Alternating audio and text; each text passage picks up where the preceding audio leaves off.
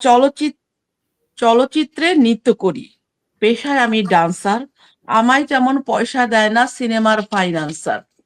লোকে আমায় এক্সট্রা ডাকে আর চোখেতে চায়। কতজনেই আড়াল থেকে নিন্দা করে হায়। আমার একজন বান্ধবী সে বন্ধু জোটায় কত। আমার কিন্তু সরল জীবন সাদাসিধে মতো।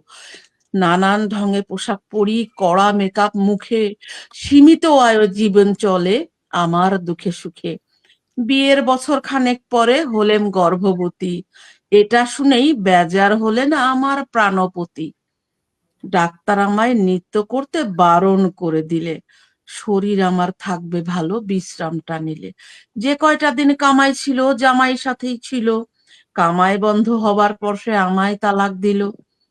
ধার করে আর কদিন চলে কেউ দেয় না ধার। চার চার দিন খাইনি আমি, প্রাণ বাঁচানোই ভার। ভ্রূণ হত্যার দায়ে আমি হলাম একজন পাপী। ভালো মন্দ খোদাই জানেন, সাধ্য কি তা মাপি। সন্তানের স্বাদ মিটল না আর আমার এই জীবনে।